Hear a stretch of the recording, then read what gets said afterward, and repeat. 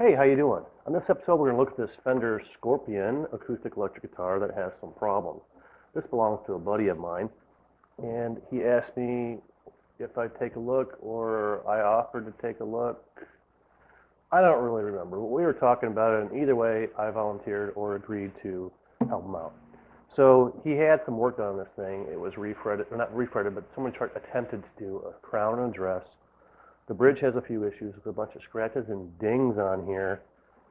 He'd like me to address those, but again, it's black, it's not mine, and I'm not a finish guy, so I just don't know what I'm going to do about that. But a couple of issues. One, the fretwork was terrible, and I'll go into more of that in a moment, but the bridge has a few issues. One, the string spacing between strings 5 through 2 are fine, but the string spacing from the first string to the second string is a little bit wider, which is causing a little bit of misalignment here. Also, there is a crack in the bridge here, and I won't know until I get the strings off and get the bridge out to see if that's actually a stressed crack or just a crack from drying. Depending on what it is will depend on how I address that. You can also notice that the string spacing from the edge of the fingerboard to the sixth string here is longer or wider or bigger than the string spacing from the first string to the edge of the fingerboard here. So this bridge may be able to slide over a little bit. Once I get it out, I'll look into that. And the bridge saddle actually has a crack in it. It looks to be broken in two, so it's actually two pieces. Now that doesn't necessarily affect anything, but it's just not kosher. So I'm probably just going to give him a new bridge saddle. I mean, after all, it's on my bench, and I don't want anybody to think that, oh, Willing did this. Well, so I'm probably just going to just make him a new one. I have some extra bone nut material, or bone saddle material in my cabinet. So this fretwork is horrendous. You can see file marks all around. He originally wanted me to refret it. I told him I would, but I actually believe there's still enough good fret material here that I can save it. It is bound. There's a binding on the neck, so the frets are undercut. I can do that, but the problem is that this is it looks to be about a 14-inch radius fingerboard. I don't have a 14-inch radius sanding block, which is fine. I could just use my leveling beam, but I like to use radius blocks when I do refret so I can use it as a caul to glue my frets in. And I really don't want to buy one because it's not something I usually deal with. Another thing that's weird, it's a Fender, right? I'm expecting 25.5-inch scale. Well, this thing is a 25.25-inch scale. Well, I don't happen to have a notched straight edge for 25.25-inch fingerboard. So the question becomes, do I make one? I could, but am I ever going to see another 25.25-inch fingerboard on this bench? Probably unlikely. But here's the rub. If I make one, I'm guaranteed to never see one again. If I don't make one, I'll probably get one within the month. That's usually how things go, right? So that's what we're going to do. I don't think we're going to mess with I don't believe I'm going to mess with the finish. I told him I probably wasn't going to mess with it because it's, again, not a finish guy. Also, the electronics have some issues. They're just floating around in here. He says, I thought he's told me that there was some, it doesn't work properly, but he said he would deal with that. But I plugged it in, and I couldn't find anything wrong with it, other than the fact that it's just flopping around in here.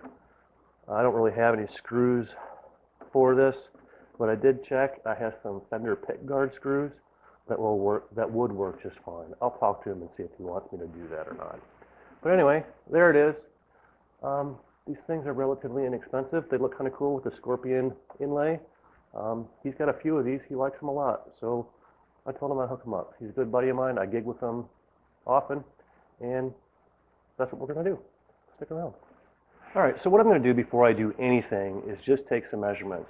I want to see where the relief on the truss rod is. I want to see where the string action is, and I want to see what the action on the nut height is.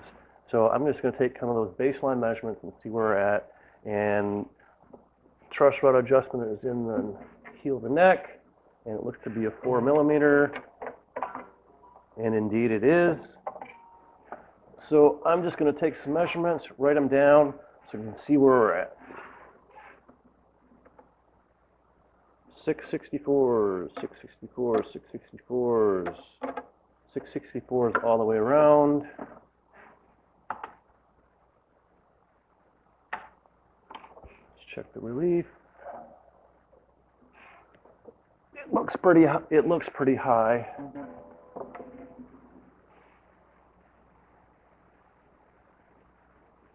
It's an 18,000th feeler gauge and it's not even touching, so it's really high. So I don't happen to have anything bigger handy, so I'm just going to write 18,000 plus a lot. Oh, I cracked myself up. All right, so first things first, let's see if we can get this truss rod to move and make that number better. I know I should loosen the strings. I just want to see if it works.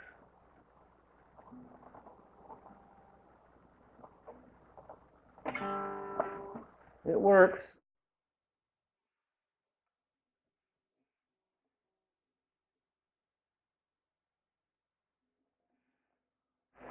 That's a 10. And we still got more to go. Yeah, that brought it right down to 10 thousandths, and I'm happy with that. So, we're going to get the strings off, but now he did not provide me with the new set of strings. And these look to be fairly recent, so so what are the odds? Hey, take bets. Do you think I can get through this whole fret job without losing a string? I'm guessing not, but hey, stranger things have happened. So I'm going to get the strings off, make the neck straight or flat, and then we're going to see what we can do about leveling these frets and crowning them and polish them and make them play nice.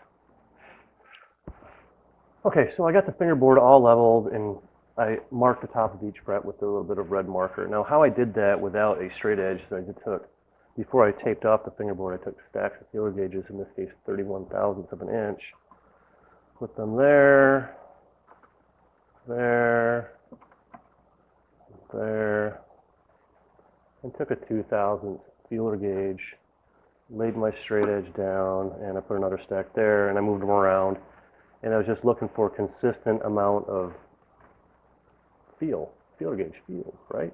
Looking for the right amount of feels. And I got it pretty much almost straight, if not perfectly straight, close enough. So now it's time to take the leveling block, see where we're at, see if we can save these frets.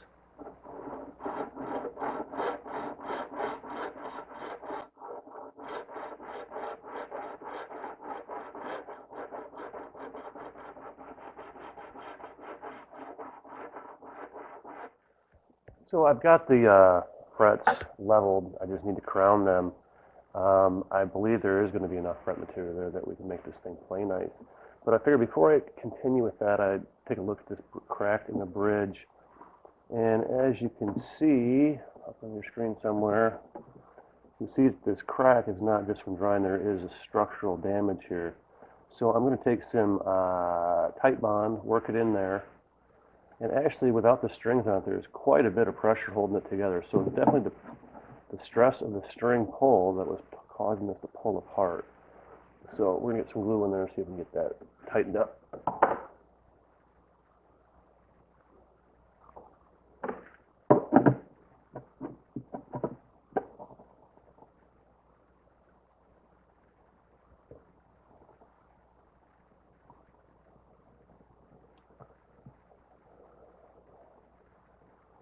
I know I've talked about this or mentioned this in a couple, I think it was the Kramer series, but it's amazing how much glue you can get down in that crack just massaging it in. Once we get it down there and we release or close the gap back up, plenty of it will squeeze back out, but it should make for a nice tight. Lots of glue in there, as much as we can. It should be good to go. There, that ought to do it.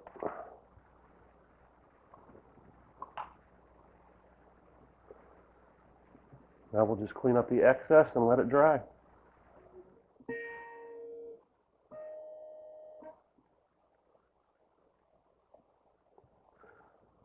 All right, I got the frets all leveled, crowned, and polished, and they are shiny. They look nice. Got a problem though. I don't know if you can hear that. The G string is buzzing, and quite frankly, it gave me fits for hours. I tried building a new bridge. Okay, about this bridge saddle, you can see, I hope you can see, that it's cracked in half right there. I glued it with some super glue just to hold it together. And so I got a bone saddle blank, right? I'm going to super glue it to here, to the new one, because the bridge saddle is the same height. And what's unique about this bridge saddle that I find, I doubt you'll be able to see this, but there is no slots in here. It's just rounded over, right over the top. So those strings can just slide side to side on here without anything keeping it from doing so. So I'm going to remedy that. So off to the belt sander. I'm going to glue that there and just use that as a template. The string height is perfect, 4/64s all the way around. So let's do that. Okay. So I made that a little bit taller so that I could actually put slots in it, but those strings won't be able to slide around. And so we got a plastic nut here, and now we're going to replace it with a nice bone one. And I just need to polish that and make it look pretty. And we'll put it in, and it should work perfectly, and we'll adjust the string height if needed, but I think I got it pretty darn close. Bridge, checked all the bracing, make sure nothing was vibrating there, make sure the truss rod wasn't rattling. Checked everything up top, make sure the tuners weren't, made sure there was no loose frets. It's not fret buzz, because it does it everywhere. So I finally put one on, I put a new G string on it, and it went away.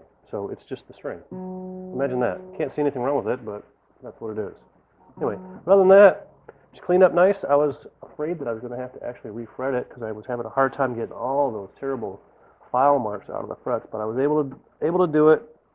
And I really didn't want to refret it if I didn't have to, because the neck is bound, and I would have had to redo the bridge, redo the nut, because once I bring the frets up, the string's got to go higher, right? Yeah, I could shim them, but it's not how I roll. He said there was some electronic issues with the with this. I found a little bit of scratchiness going on, so I simply sprayed them with some contact cleaner and just. And right now they're clean, very clean. No scratchiness whatsoever. And it plays.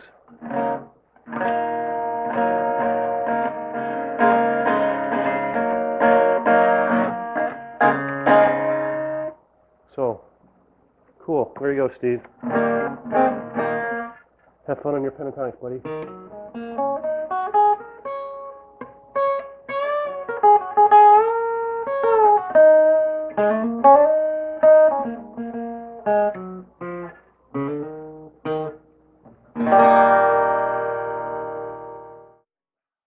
Thanks for watching.